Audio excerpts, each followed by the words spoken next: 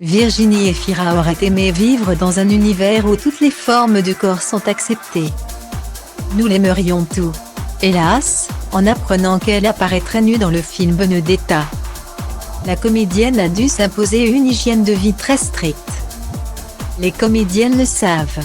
Quand Paul Verhoeven choisit une femme pour la mettre en lumière au cinéma, il faut se préparer psychologiquement.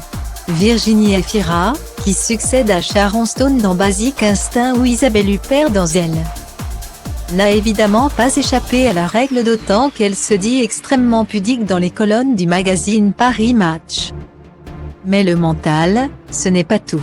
En prenant connaissance des nombreuses scènes de sexe qui parcourent ce projet, l'actrice a également choisi de s'apprêter physiquement. J'ai fait du sport et un régime pour rendre mon corps acceptable en fonction de certains dictats. Ce dont je ne suis pas forcément fière, admet-elle dans les pages de l'hebdomadaire. Au moins, cela m'a permis de ne pas être en apnée pendant le tournage.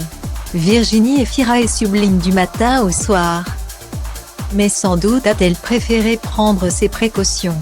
Un mal pour un bien, puisque la compagne de Nils Schneider s'est retrouvée dans une situation similaire peu de temps après avoir bouclé le tournage de Benedetta. J'ai tourné un film récemment dans lequel je cours dans la rue à poil comme une folle, poursuit-elle. J'avais le cœur qui battait à 200 à l'heure. D'une pierre deux coups. Dans le film Benedetta, Virginie Efira joue une nonne lesbienne qui se laisse aller au plaisir de la chair.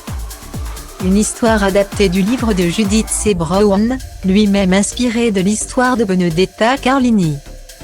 Décidément, les scènes de nu imaginées par Paul Verhoeven ont posé 2 ou 3 cas de conscience à l'héroïne du film.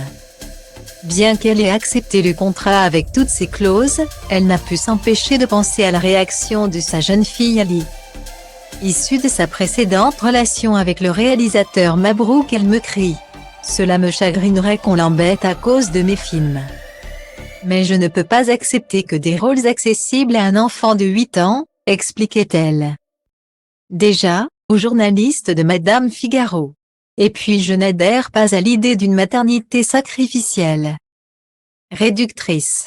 Qu'est-ce que je veux lui raconter en tant que femme et individu? Comment lui inculquer des principes si je ne me les applique pas dans le futur? Je ne souhaite pas qu'elle agisse pour me plaire. Aussi, je dois lui montrer l'exemple et assumer mes envies. On imagine que la projection en famille attendra, tout de même, encore un peu. Retrouvez l'interview de Virginie Efira dans le magazine Paris Match du 1er juillet 2021.